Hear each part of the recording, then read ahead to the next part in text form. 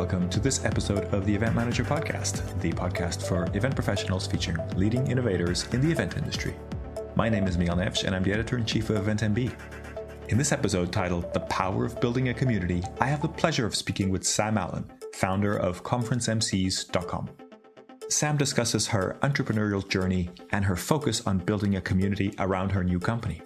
We cover things like why difficult journeys make us more resilient and lead to better products and services, why sustainability needs to be a major consideration for all event professionals, why building a community and not an agency is the key to success, the key differences between a TV host and a conference MC, how many of the big challenges the event industry is facing come down to siloing, and we discuss dealing with the permanent changes to business travel and events. I hope you enjoy listening to this conversation, and I invite you to check out the other episodes of the Event Manager Podcast, which also feature insights from today's most influential event professionals. You can find all the episodes on our website, and we invite you to subscribe through your favorite podcast service.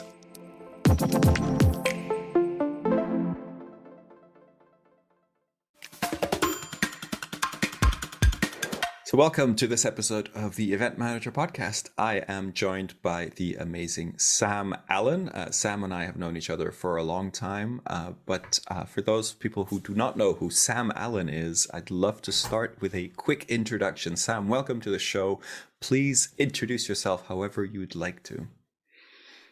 I was just trying to count the number of years we have been friends, Miguel, and it's too many now. So we'll just say many, many years. Thank you for having me on your incredible podcast. Yes, my name is Samme Allen. I am the founder of a new business called conferenceemcees.com. I have been, I suppose, a veteran or an old lady of the event industry. I've been involved in our wonderful sector for over 20 years in a variety of different roles, starting in sales in beautiful venues in the UK and in Scotland, followed by venue consultancy across the globe, before I landed the dream job of becoming a professional conference host and conference moderator. And that has now expanded and grown to the launch of this incredible new network and community that we launched this week. Great stuff. And if you don't mind, I'd like to dig in a little bit further into your journey, because I think you've had a very interesting journey. We talk about pivoting, and so many people pivoted in kind of March of 2020 into the kind of digital world. But your pivot starts a bit earlier. I think you had a kind of a career change. When did you start really trying to, or getting into the MC world and really specializing in that? Well, I think there was something or someone that I couldn't see poking me and moving me into the world of MCing and moderating for many years. As you'll know, I have been a very active member of Meeting Professionals in International MPI. I was chair of the UK and Ireland chapter for a few years and quite active in the UK event industry community. So due to the job role of the chair, you're a natural facilitator and moderator of board meetings, of membership events that we would be running. So I've been hosting for many, many years, and that spread out to other industry associations and industry events. And I look back now and realize that's probably because I was fairly good at what I was doing, but I didn't see it then. I just think that, sometimes also if you want to ask someone to volunteer, you ask the busiest person in the room, and that tended to be me. I then worked with Martin Venest on the Fresh conference in 2018.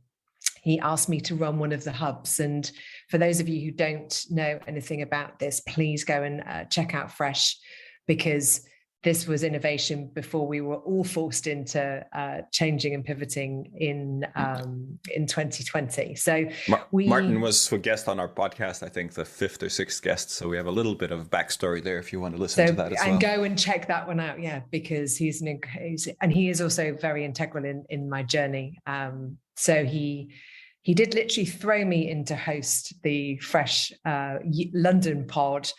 And it was an incredible sandbox working with some great people across Europe, South Africa, and the United States. And it gave me a huge amount of confidence. But yet again, I still didn't realize that this was a career. People don't talk about the value of this particular role. It's always been overlooked. It's overlooked in event budgets. It's overlooked as an important part of the stakeholder in the design process.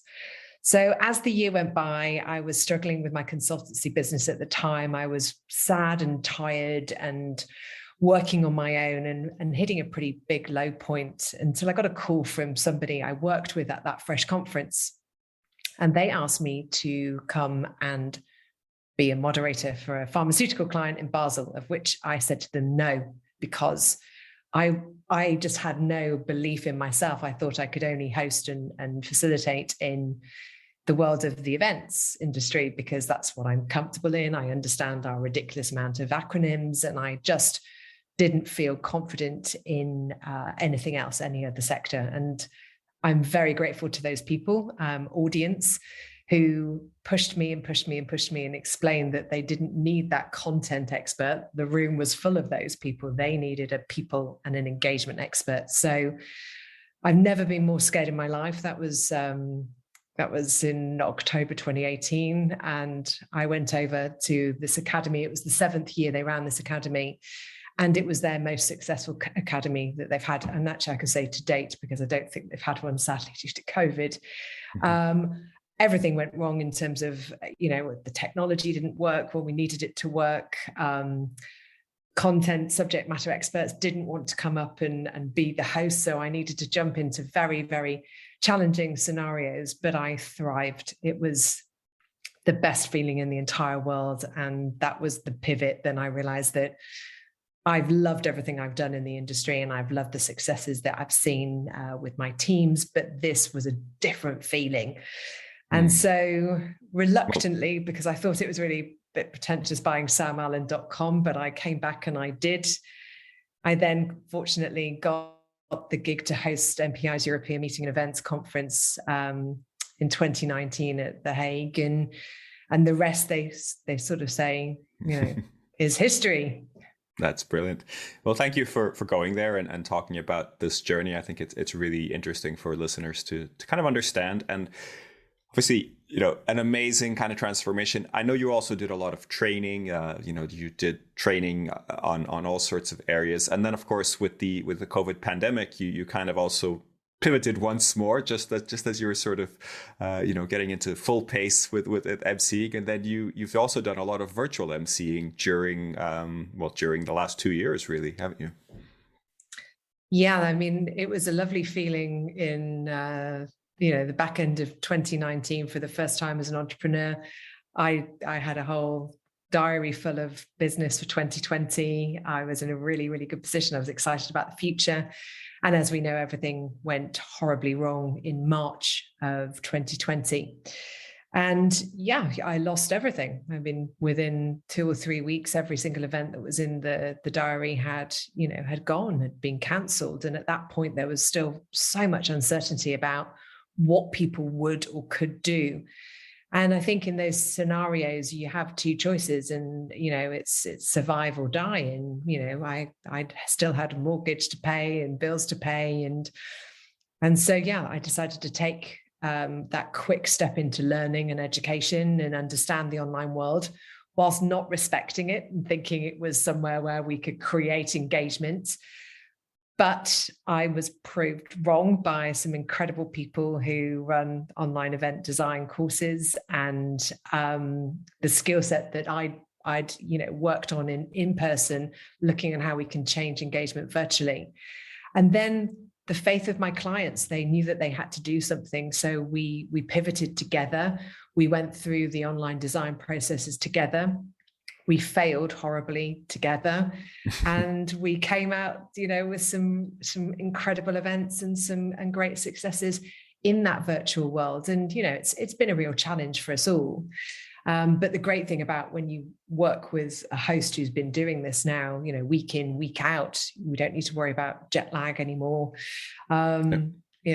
developed a huge amount of experience in understanding what does work and how participants respond in this digital world. So it's been an incredible learning journey.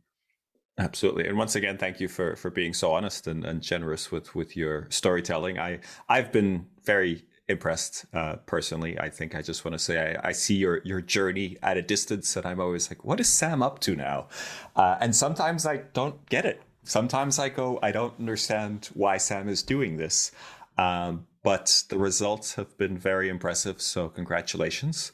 And I know that you have a new baby now, which is no longer samallen.com. It is now conferencemcees.com. And what made you kind of go in this direction now? And can you explain what it is as well? Yes, I can. If I can't, then I probably should fire myself as being the founder of conferencemcees.com. So if I explain what it is and then the journey that's got us to where we are this week. Conferencemcees.com is the first of its kind global network, global community of professional conference MCs, hosts, moderators, and facilitators. If, as an organizer, you're looking for a host or an MC, and I've watched this in various different forms and talked to very, very many event professionals about it, conference MCs and hosts tend to be independents, or they tend to be people who are linked as a speaker. Their primary role would be a speaker, and then they may take on this role as an opportunity via a speaker bureau.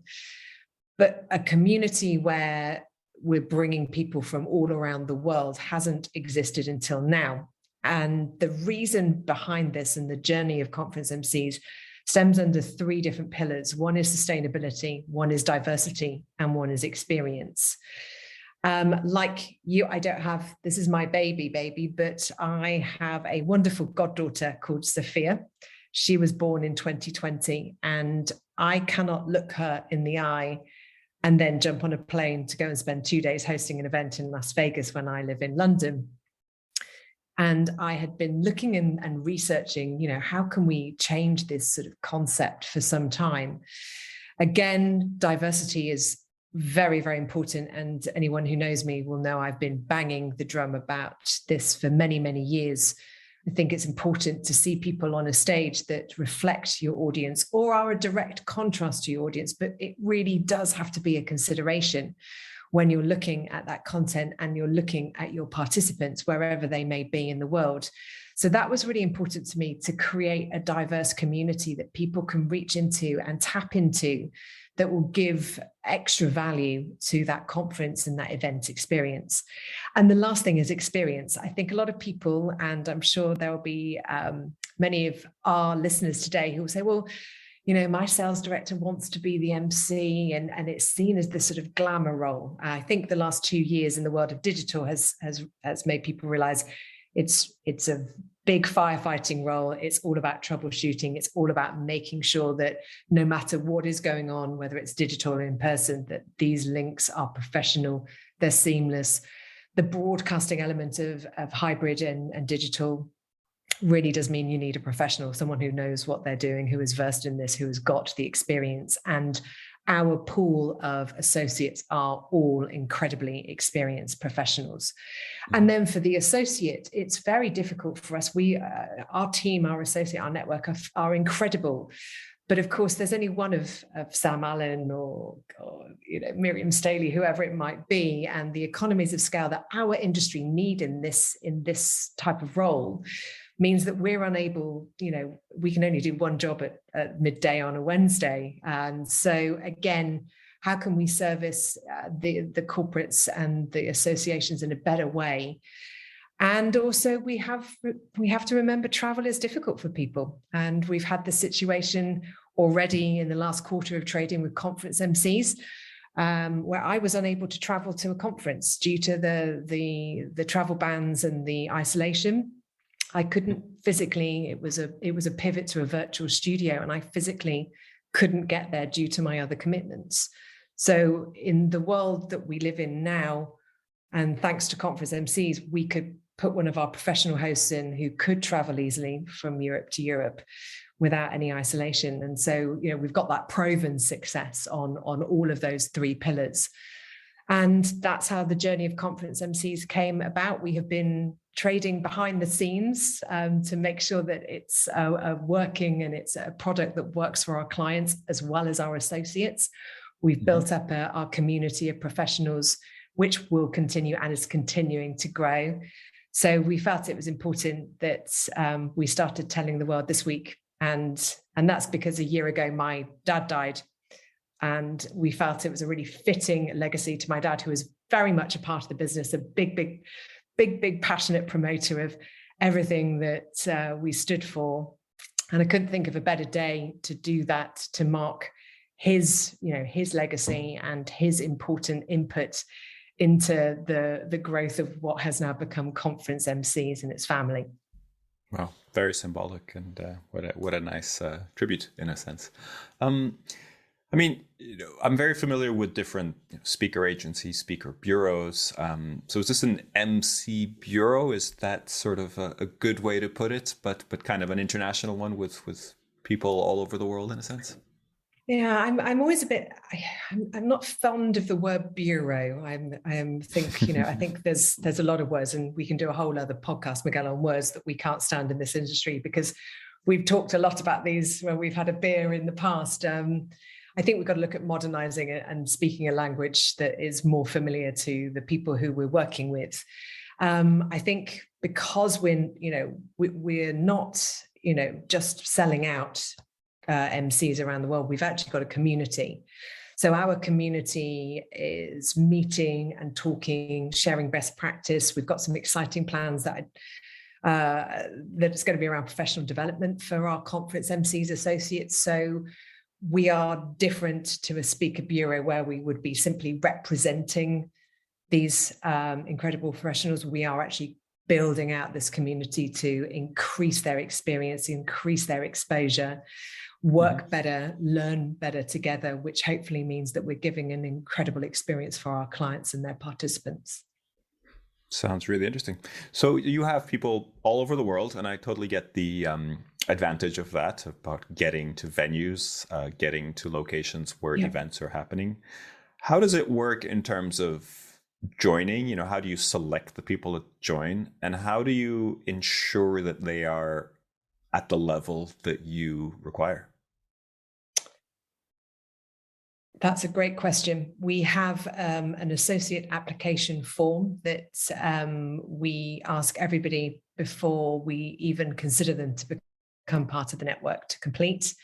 And that has a whole range of questions. You can see that's on our website. We start with that, and that is constantly evolving as we are learning more about what our clients' needs are and as we evolve the technology. The second part of that process is we vet that, we look at that, we do all the big considerations that you would do in any recruiting situation. And back in the day, if you remember when we first met, I was actually a recruitment consultant. So again, using that experience of understanding, checking out everybody's social media, going and actually speaking to clients about their testimonials or recommendations. And then the process at the moment is I personally interview and I vet every single associate.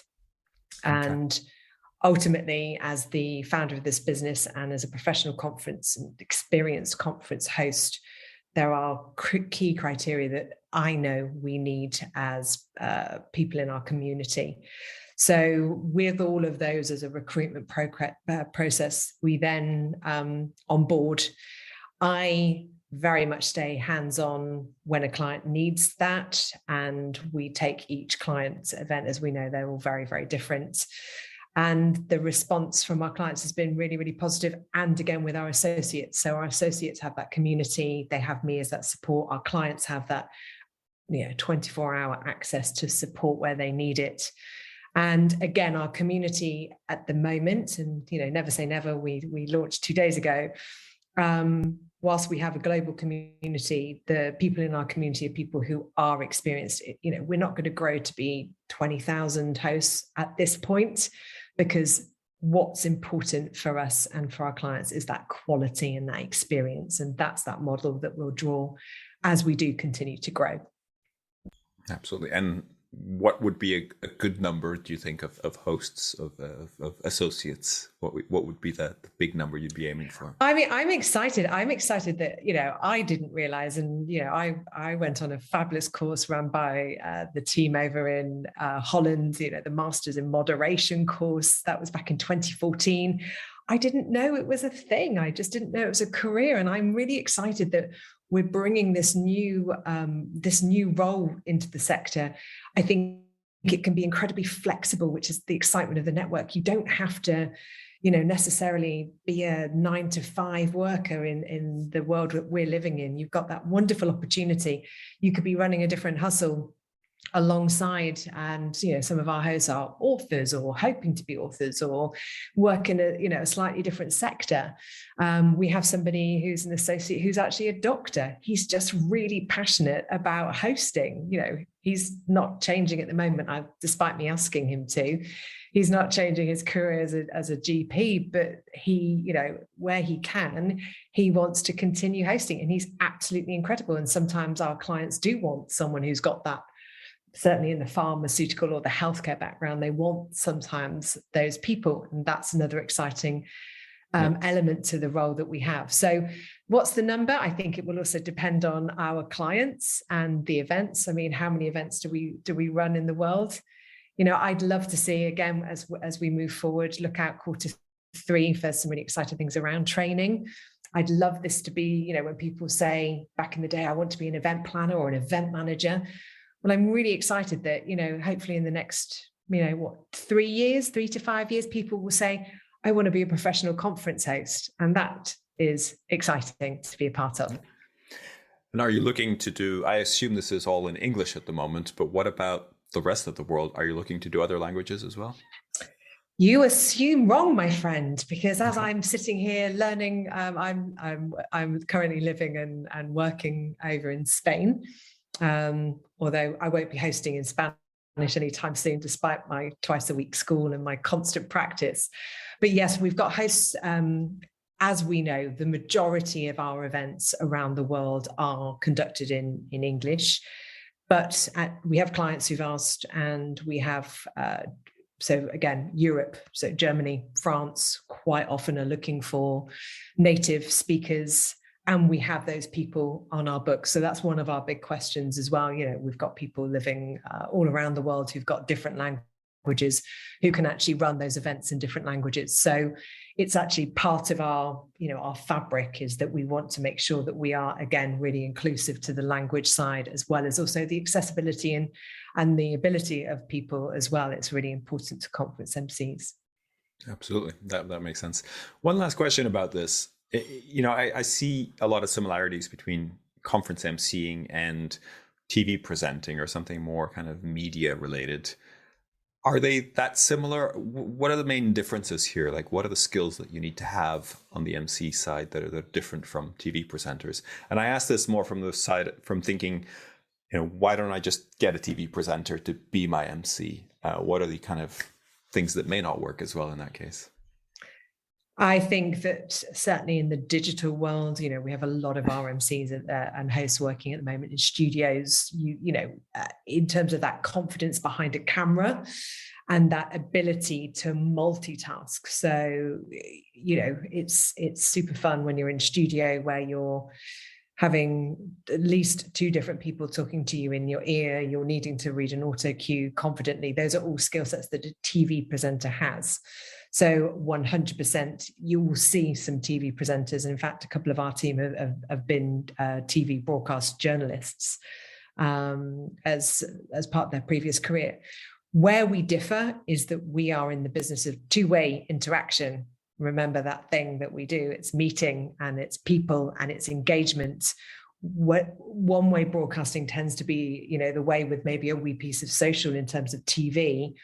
We're doing something that's adding a great big, very complex layer. And please, anybody listening, don't underestimate that complex layer of how do we create that 2, 3, 6, 12, 1,500 way interaction. using different types of technology in TV. We're using 3-4 cameras, very sort of standard, incredible technology. We're working with engagement platforms. We're working with different people on different devices. We're working in different languages. So the complexity layer is just that little bit more, fun. And I would ask for that experience, because that's the piece that creates the legacy and the behavior change in meetings and events. I think if you've got somebody as an MC who's got that TV background, I think you're ahead of the curve. But if you can layer that with that two-way engagement piece, which is what you would get by coming and talking to us at conferencemcees.com.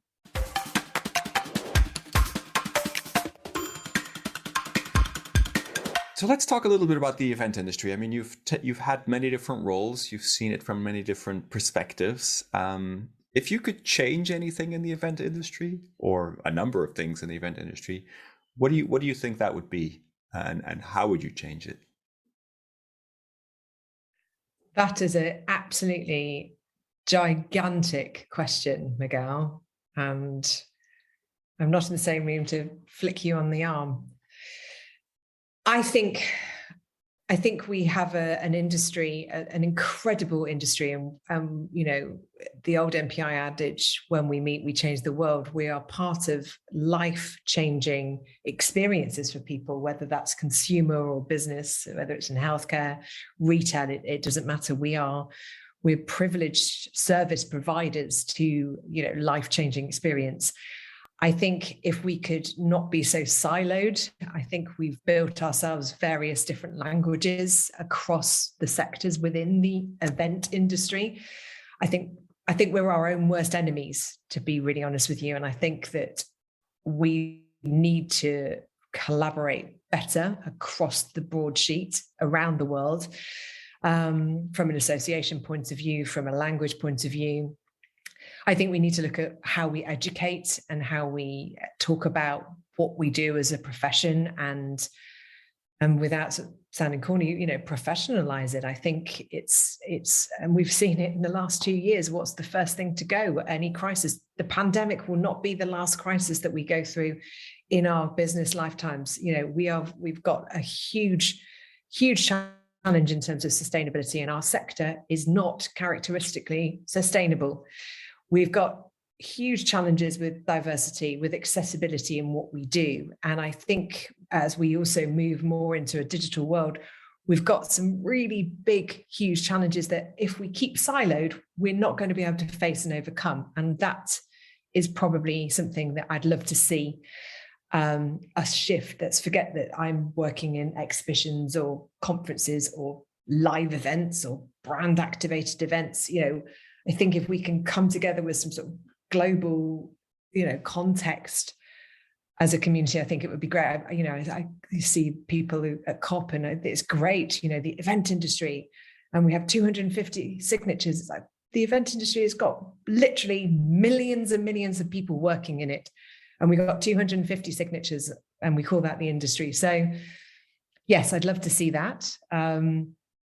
It sounds like a lot of what you're saying, it comes down to communication, right? It sounds like what you're saying is the industry is, a live events industry, but somehow the communication around what we do and the professional side just isn't working somehow.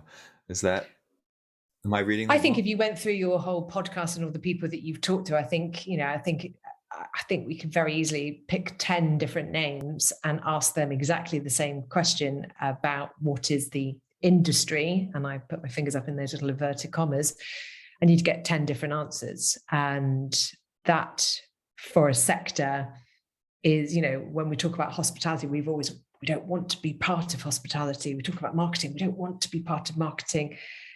I think we need to define who and what we are as a global community. And be okay with that. And again, I think that's a massive challenge for us, but it's something I feel like we need to overcome. Yeah, I mean, I've personally definitely been part of quite a number of attempts at defining the industry, and sometimes I feel like we shouldn't spend so much time defining what we are and just accept that we are part of multiple industries and kind of move on, because it feels like every time we define, we exclude, somebody says, no, that's not quite right. Yeah. That's not how we should think about this. But let's make a call on it and be that and have that. I mean, in terms of that definition, if we haven't, as you said, if we haven't got that definition, let's be okay with what we are and how we serve. And to me, we serve, pretty much every industry in the world to create behavior change that leads to, to life changes and incredible experiences. And I'm okay with that. I feel incredibly proud to be part of that, whether I'm and I've never sat, when you have the tick box, are you an event planner? And I try and do the surveys, and then I get to a point where, no, I'm not. But I have a degree of that in what I do. On my supplier. Well, and I think we need to take away, as you said, be okay with not having a definition, but actually certainly work closer together. I think we need to come together on things like creating positive change in terms of sustainability. I think we need to see bigger initiatives being tackled before. I think we're very good at reacting because we are in events. So we used to, something happens on the day and we react and we deal with it. And I think we need to change that outlook for a positive future and look at, what is going to come next in terms of the challenges that, us and our clients are going to be facing, which is, a bit of why we're doing what we're doing with the business. Sounds good. Well, let's stay there in the future and just kind of explore maybe your vision a little bit about the future of events. We've talked about things that maybe aren't quite right and we'd like to tweak, but how do you see and how do you see conference MCs being part of this, brilliant vision of future events, which, I assume you think is going to be brilliant in terms of the future events.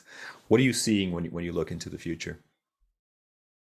I think, and I've said over the last 12 months, out of this has come incredible change in how people are thinking about their events. And I think it's going to continue to evolve over the next, couple of years as we manage ourselves out of a pandemic into this, whatever this next normal is.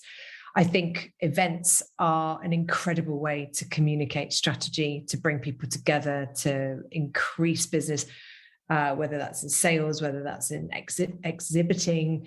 I think that the evolution with technology, I think it's gone into lots and lots of shiny stuff out there at the moment, whilst people are figuring out what they need and how that best is going to respond to their business. I think we're going to see people asking the question. I spoke to one of your colleagues actually about this. I think we have to accept that people are going to ask the question about the validity and the reasons behind travel, but we knew all of this stuff was coming. We have been harping on, Miguel, about ROI and about data and about measuring and about design and looking at that entire stakeholder process. And I know that you have just recently been with the guys doing CED. I think I'm seeing that happening. We've seen a much bigger move into strategic meetings management. Your CFO is not going to put on the 50,000 person event in Las Vegas if he hasn't done it for 2 years and the business has continued to profit. He's going to be looking at alternatives, and we need to be ready wherever we are in that line, and we need to be agile to that. I think we're going to see, travel restricted. We're seeing that already within healthcare, that, budgets have gone where a doctor may have attended 12 different congresses in a year. That's just not going to happen. So I think we're going to see some amalgamations of associations and congresses, which I think is super exciting, because then we can really place some great design into those, and hopefully lots of wonderful hosts to help link and bridge that. I think the technology element, as we get a little bit more confident with it, I think as costs go down, as we drive more into the digital world, we're going to create more accessibility. And I think that agility through that digital and in-person experience that we're going to create is going to be very exciting. I think we'll see people, travel to the US and maybe either attend a super event or a big section. And I know a lot of people are not loving hybrid, but I think as we get better at it and we start, sharing those case studies of success of hybrid, I think we'll build those communities out, and that will continue to happen. And again, having hosts, having those professionals in those locations to help make these events become a lot more seamless than maybe they have been, will be of real use to clients. So I am very excited. I love change. I love to see positive change. I think we've got some real hurdles to jump over, but I think again, as a community, I think we can do that. Sounds very interesting. And so if the CFO comes to you and says, I'm not doing the 50,000 person event, I want to do something else. I want to do something with better ROI, that's inclusive, that's agile, all these things. What's your starting point there? What do you think that person should then focus on?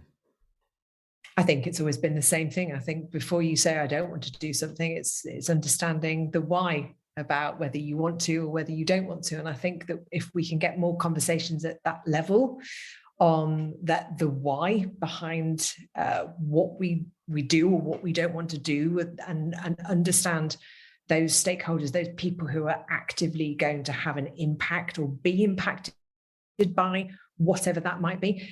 Again, I am 100% not averse if the reasons and if the design is valid and you've gone through that process, and bringing those people together is going to create a positive impact and a legacy and a change in behavior, and you can build that data and give that reasoning behind it, great. But I think we're going to see a lot more of those questions asked, and how can we use, I think, again, how can we use technology rather than, remember the old days.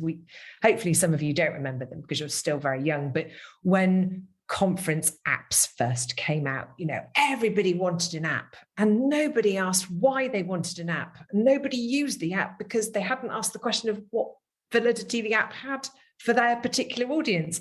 So we're going through a similar process, but I think due to the length of people working from home, becoming a little bit more digitally comfortable, I think now is the time where we'll see those questions being asked. How can we build that experience that creates that same feeling, but without it hitting the planet, hitting the bottom line, and using technology that is successful and can work? So can't wait let's review this in 2 years and see if I've talked a load of rubbish or not. Oh, no, absolutely. A lot of opportunities there, which I think is excellent. Sam, it's been a pleasure talking to you. I'm going to ask you the last question that we ask everybody, and hopefully you have an answer prepared. Who should be our next guest on the Event Manager podcast? Wow. Well, as you had him on number 5, that's I don't know what number you're at now. We're at 32 or 33, so we've had a few since. My age, nearly. Yes, I would have 100%, and I, without harping on, I would have said Martin. I think we are bandying around the conversation about engagement, and I'm frustrated that we weren't talking about it so much before coronavirus, but I'm delighted that it is now a big conference planning conversation at the beginning. I think a great person to talk to about this, who has been doing this with people, is a wonderful gentleman called Tim Ferguson from an incredible company called Audience, who are all about engagement. They've been all about engagement across digital as well as in person for many, many years. And he was the person that gave me that first break, gave me the confidence in being somebody who can engage with participants and clients. And so, yes, that would be my recommending. Sorry, Tim, if you don't want to do it. We'll get some just contact throwing you details. Under the bus. Absolutely. Nothing better than publicly mentioning someone and then hoping that they'll accept, right? Sam, it's been a pleasure. Good to catch up and good to have you on the show. Thank you for sharing your journey with us. It's very inspiring, and I hope a lot of people take a lot out of that. I know I do. So thanks again, and see you soon, hopefully on the Event Manager podcast. Thank you, everybody. Stay safe. Thank you for listening to this edition of the Event Manager podcast. Please subscribe and rate the podcast wherever you get your podcasts. For the latest news and the best articles on technology and innovation in the event industry, head over to eventmb.com.